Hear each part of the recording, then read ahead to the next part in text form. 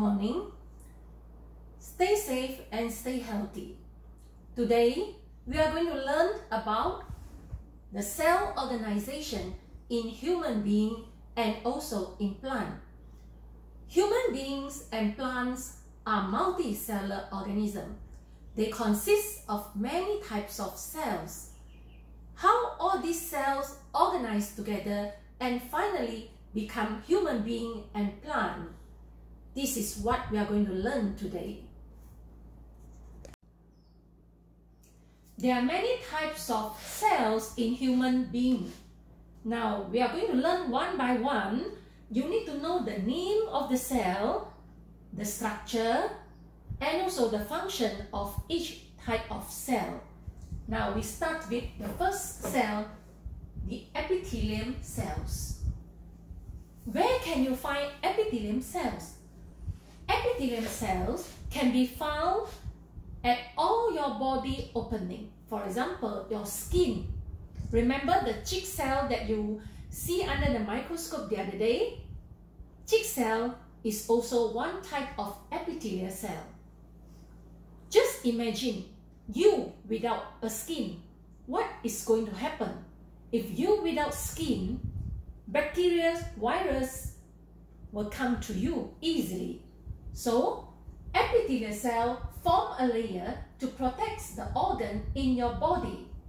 And these cells also secrete mucus. The second type of cell is muscle cells. Muscle cells can contract and relax to enable movement. In another word, without muscle cell, you cannot move at all. Now, the third type of cell is the nerve cell.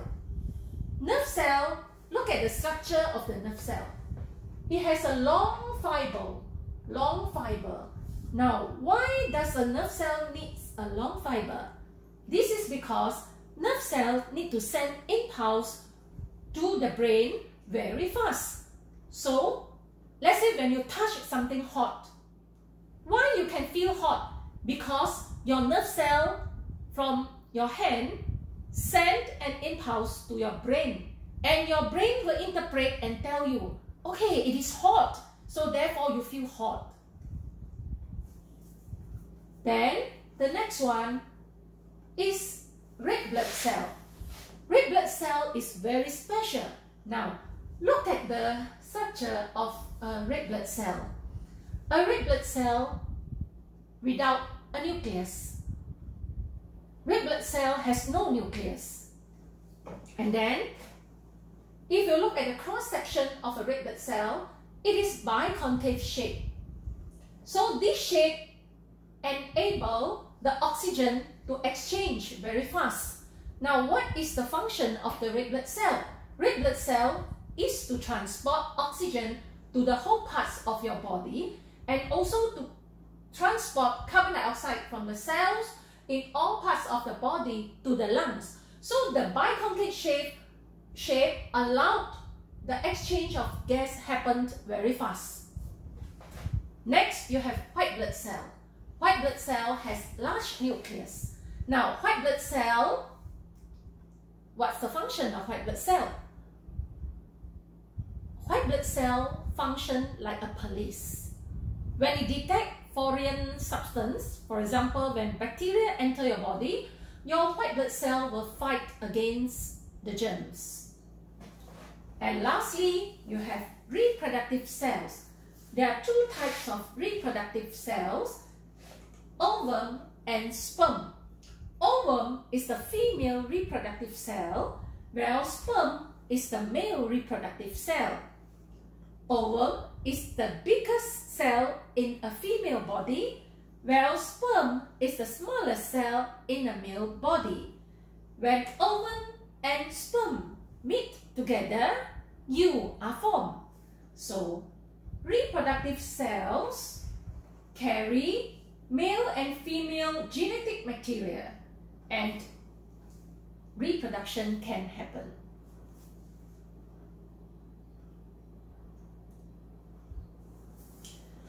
Now, all these cells, so many types of cells, how all these cells organize organize together and finally become a human being. So this is what we are going to learn next. Now, we start with a simple one. Example, muscle cell. One cell, we call it cell. When a group of same types of cells gather together, it forms tissue. So a group of muscle cells, we call it muscle tissue. Now, when different types of tissues gather together to perform a specific function, it becomes an organ. For example, our blood vessel. Our blood vessel is a type of organ that consists of epithelial tissue, muscle tissue, and connective tissue. So boys, from muscle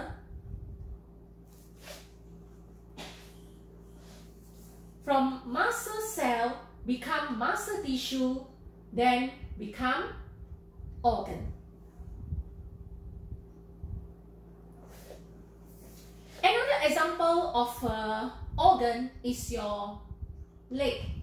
Now your leg consists of muscle tissue, blood tissue, bone tissue, skin tissue, and nerve tissue. So all these tissue combine together and form a leg, an organ. Now, so many types of organ in our body. For example, brain is an organ, lung is an organ, skin is also an organ. Now, how all these organs group together and become system? Now, we have, for example, the first one, muscular system. Muscular system formed from all the muscle, okay, and it is to help the movement of the body. Then the second one is the intergalactic system. Intergalactic system formed from all skin in your body. So it is to prevent dehydration, that means the water loss, okay, and also to regulate body temperature, that means to maintain your body temperature. Next is the nervous system. Now, the organs in nervous system are brain, spinal cord, and nerve. Nervous system carry information from the brain to the entire body in the form of impulse. Next one is the blood circulatory system. A blood circulatory system consists of heart and blood tissue as organs. The function of the blood circulatory system is to carry oxygen, nutrient, and hormone to all parts of the body. Next, you have respiratory system. When you breathe, okay? So the nose and lungs are examples of organs in respiratory system. So it allows the exchange of gas, absorb oxygen, and release carbon dioxide from the body. Next, you have endocrine system. Now, ovary, pituitary, thyroid, adrenal, testes, these are examples of organs in the endocrine system. Okay, what is endocrine system? It has something to do with hormone. For example, when you see a girl that you like very much, suddenly your heartbeat will turn very fast. Your heartbeat beats very fast. Why? Because of the hormone. Okay, so this is endocrine system. Next, you have reproductive system. You have female reproductive system and the male reproductive systems. So, for example, female reproductive system, ovary is one organ of female reproductive system. Whereas testes, penis, they are all organs for male reproductive system. So the reproductive system produce sperm and ovum to produce offspring. That means to produce babies. Next, you have excretory system. What is excretory system? That means excrete waste products out of your body. For example, kidney excrete urine. Lungs excrete carbon dioxide. Skin excrete sweat from your body. Next, the skeletal system. the skeletal system. What's the function of the skeletal system? It is to support your body and protect the inner organs such as your lungs. For example, your ribs. Your ribs protect your lungs.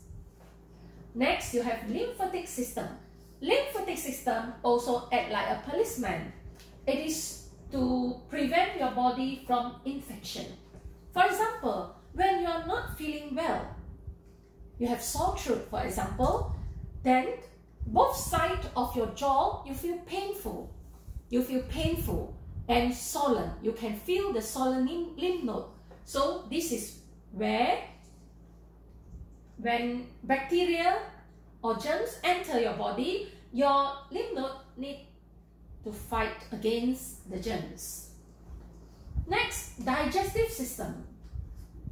Organs in digestive systems, for example, intestine, stomach, esophagus, and mouth. So, digestive system digests food. It breaks down complex food into simpler form so that it is more easily could be absorbed by the body. So boys, from what you learned just now, everything began with very simple structure, that is cell.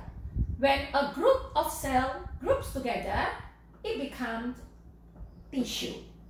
When a few types of tissue gather together to perform a specific function, it becomes an organ. For example, heart is an organ that consists of blood tissue, connective tissues, and some other types of tissues. Next, when a few organs combine together, it becomes a system. For example, heart, artery, and vein, they are all organs in blood circulatory system. And finally, when all the systems that you have learned, what are the systems that you have learned? Respiratory system, for example, excretory system, blood circulatory system, lymphatic system, and nervous system. All these systems combine together and finally become you, a human being. So this is what happened from cell to tissue to organ to system and finally to organism. So this is all about the cell organization in human being. Next, we are going to learn about plant. Now, just like human being, plants are also multicellular organisms. Therefore, they also have cell organization in their body. Let's look at the type of cells in a plant. There are 4 types of cells in one plant. Now, the first type of cell is the epidermal cell. Epidermal cell, just like your skin cell. So, epidermal cell, the function is to reduce the water loss from the leaf. Second, you have parasite cell. Parasite cell contains a lot of chloroplast, and chloroplast has chlorophyll that can carry out photosynthesis. It absorbs sunlight during photosynthesis. The third type of cell is called a gut cell. Now boy, this structure can be found here at the lower epidermis. This structure is called stoma. Stoma is a small pore. Now this stoma allowed water to escape and allowed the exchange of gas. For example, during photosynthesis, carbon dioxide is needed. So carbon dioxide will be absorbed through the stoma. And the gut cells, okay, the gut cells here control the size of the stoma.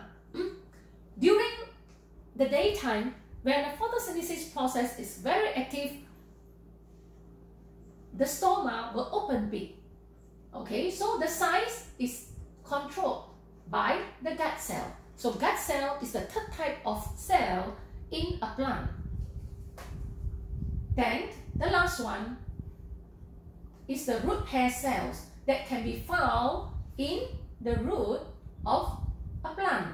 So the root hair cells increase the surface area to absorb more water and nutrient from the soil.